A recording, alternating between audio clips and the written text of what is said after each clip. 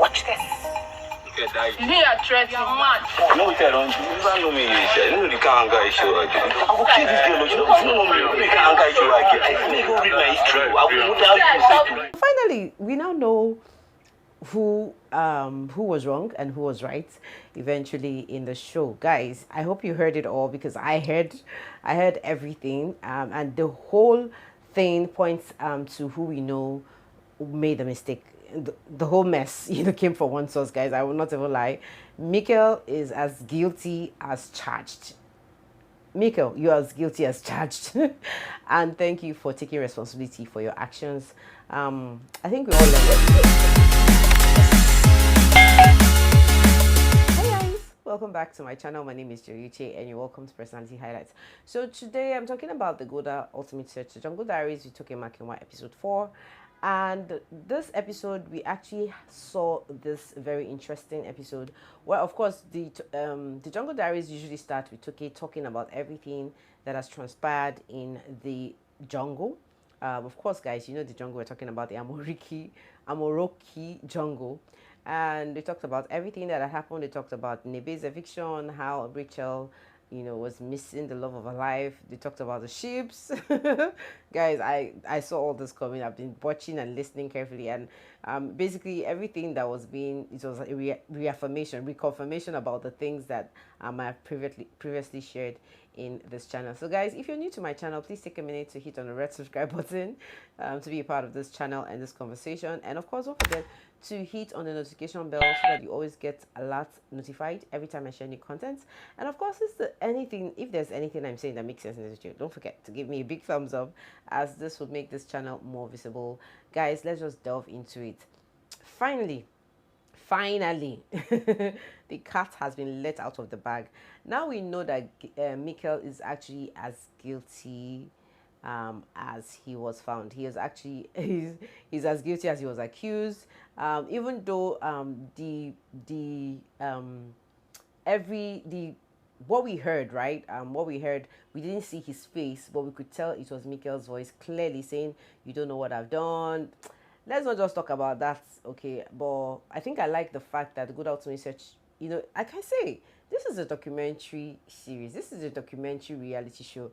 And they would always have their facts right. They would not say things like, I just knew that it would be in jeopardy if the Good Ultimate Search didn't have this, receipts, because he showed the receipts clearly. And clearly, Mikhail actually threatened a steamer. But I'm really happy about the fact that he has actually owned up to the whole thing. But what I'm not trying to get, I don't know why Tokyo actually decided to make him feel very comfortable. I think the Good Ultimate Search team decided not to ask Mikhail about his previous post about the gang up, the conspiracy he had actually alleged. I think I like that part of the maturity of the team for not actually pointing it out to Mikhail, like, why did you say we're conspiring against you? So I feel this is like Mikel's reaction towards his eviction is just a replica, is an example of what happens to some of us when probably we fail exams and we're like, oh, that teacher does not like me. When things happen badly to some people, they just find a way to give an excuse. And I think Mikel is just that kind of person who decided to give an excuse for his misconduct. But thankfully, I think all that is in the past. Thankfully, I think he's learning his lessons. I'm truly sorry for my action in the jungle. But the big question I have for Mikhail and probably his team is, because Toke actually, I was very, very happy that Toke actually talked about it. He talked about being depressed. And of course, I know these things come with some kind of story. And he talked about losing his family and probably how he has, he had the tough upbringing and challenges. Life is generally tough. And that's why basically in my channel, I talk about the kind of things people should do to help themselves. Like I talk about, identity crisis, guys. This is like literally what I talk about in my channel every single time. And I think Mikhail is that one person in the Good Ultimate Search team that actually needs a lot of help. And my big question is,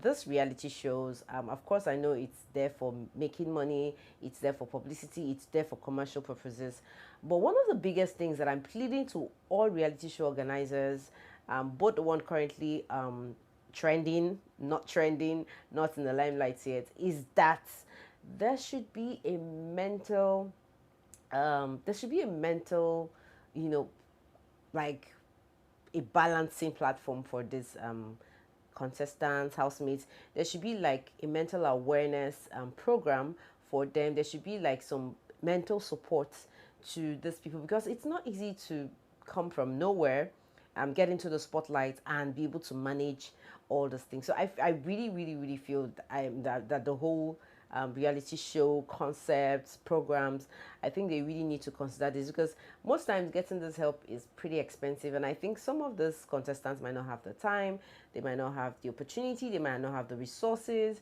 to get this thing done, because they're still, I mean, for a reality show like Good Out Research, you all know that it's a reality show that is not really as loud as something like the Big Brother Africa, where people are madly in love, there's crazy fans who are willing to probably support financially and the rest of it. So if there is anything to learn from the Good Ultimate Search team so far, from the contestants, from people who are going to be coming into the show in the future, I think there is a lot to learn. There are a lot of lessons learned from this interview, this whole thing, the whole drama between Mikhail and Estima. Anyways, before I go into what I think this like people like Mikhail, of course, I think that there are certain things they can do to save their brands, to actually promote themselves better, because I mean, you're already in the open platform, you're already on the spotlight where people are going to judge you, people are going to love you for different reasons. I'm definitely going to be talking about the things, the remedies, the brand ideas. I think that most of these contestants, especially Mikhail, could adopt into his personal brand to help him scale, grow, become more visible, and be seen as somebody who deserves some kind of endorsement, deserves some kind of visibility, and the rest of it. So the interview didn't end with just Mikel's interview. It also continued as we saw Gerald come on, and for also like an opportunity to talk about his eviction, talk about his experiences and his journey in the Gulder Ultimate Search. So it was actually very, very interesting to know that this strong guy is still actually weak. Gerald talked about crying when You had to leave us quite early. To be honest, I cried. You did? Yeah, I did. For like 6 days. I know these evictions are very painful. Like, Go Out to Message, I don't know, but for some reason, I think the evictions in Go Out to Message is usually more painful than most of the other reality shows. And one of the reasons why I think these contestants feel very pained is because of the stress they go through to get in there in the first place. Like, the struggle is real, the harsh realities that they have to face, and then there's this hope like, if I've suffered this much, I should be able to get very far. So I think it's very, very understandable when these people like react from their evictions. Like, imagine Gerald crying. Oh my God, oh my God, oh my God. I really felt for him, and I kind of understood where the whole thing was going. So the Jungle Diaries, I think episode 5 wasn't really, really, so it was out of the ordinary. It was very interesting.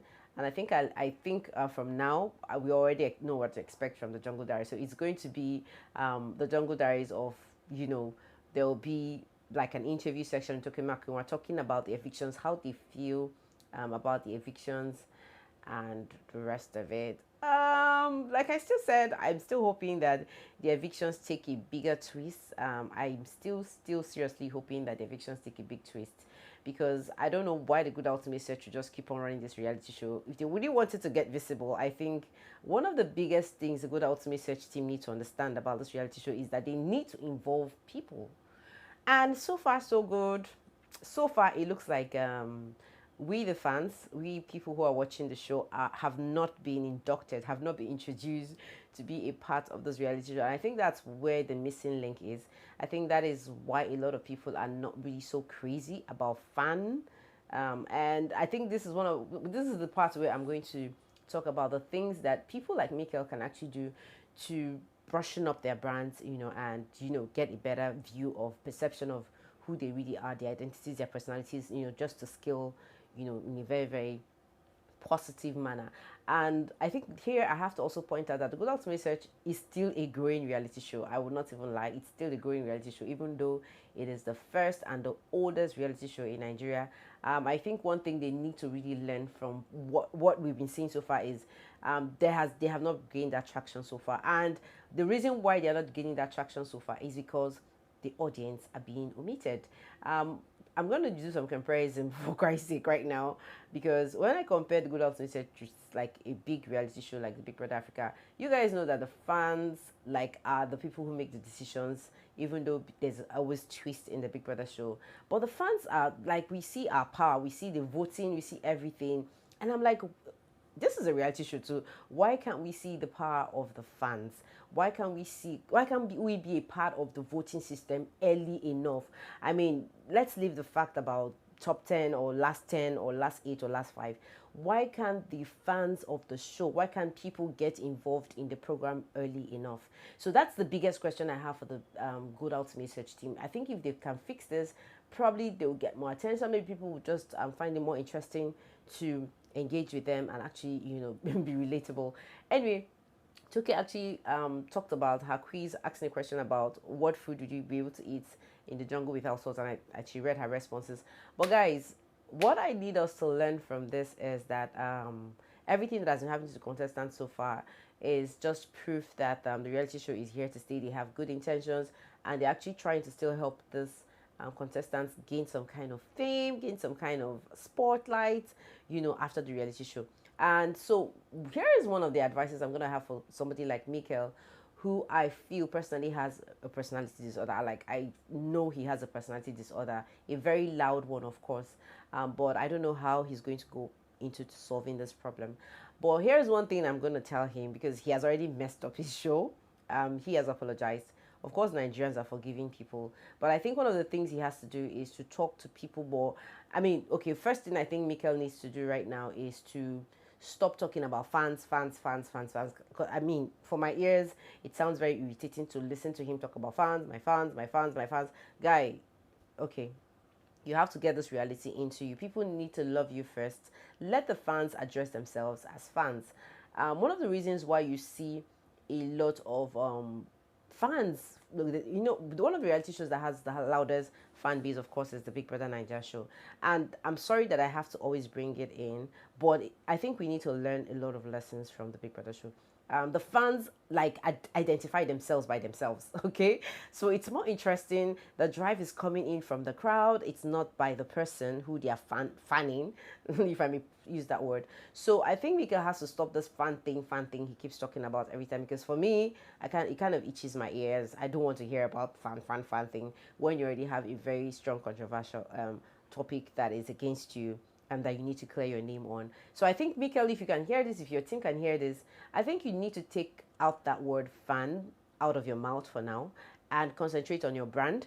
Listen more to yourself, what you need to talk to, and listen less to what people are saying about you right now. And one of the very important things that Mikhail needs to do right now, because of how badly this whole thing has projected his brand, his personal brand, is that he has to start resharing content that makes him look like a very, very positive person, that would increase his personality. And I think one way he can get started by doing this is go for photo shoots. I mean, do photo shoots. Like, look good, share your pictures, share your story. Stop talking about fans, please. I mean, stop talking about that. That is rule number one. If you really want to have people who like you, who genuinely would like you, I think you need to stop addressing them as fans for now, because you have not gotten to that limelight where you're having crazy fans. So for me, this is just a candid advice. It probably might be taken well, it probably might not be, but it's just my candid opinion. And I just think he needs more image projection. I think Mikhail just has to just share more content about him. The extra spotlight has to be brought in by this personalities, because the truth is that the Good Ultimate Search team will not give you that loud fame. Even the winners of the previous Good Ultimate Search are not so popular, so it should give this contestants an idea that, I mean, it's not the end of the show for them, but I mean, for them to actually gain more traction, they need to start throwing in more spotlight on their personal lifestyle, on just bringing very good image, even if they don't have brand deals and all that. I mean, I don't think they should be stressing themselves so much about that. Put out the work you're doing out there, and let people just love you, follow you, and try to want to do stuff with you. I think generally that's basically. So guys, that was just typically, and there was really no big deal in the Jungle Diaries, but basically I just felt like I needed to talk about the interview section that happened between Mikhail and Toki, of course, and of course Toki Makiwa and Gerald. And one question I would really clap I mean, I'll clap for the Good Ultimate Search team is not asking him that question of why did you say we're conspiring against you, because I know that he said those things probably because out of anger, you know, out of okay, I need to defend myself, out of self-defense. I think I love the maturity in that, because he probably would have messed up it again if he hadn't asked a question that would have thrown him off balance. So I think I commend the team for their professionalism, and of course Toke is raising the roof. I mean, she is the data queen. She's doing a lot, and I think at this point I'll say congratulations, Toke. You're doing a great job. And more cheers to all the beautiful stories and the beautiful new shows that you're hosting. I think Toke gained a big fan from me here. Guys, I'm going to see you all in another video. For now, this is just generally everything that happened in the Jungle Diaries episode 4, 5. And I'm going to see you all in the next one. For now, bye-bye. And don't forget to check out my older videos for more information, content around the Good Ultimate Search.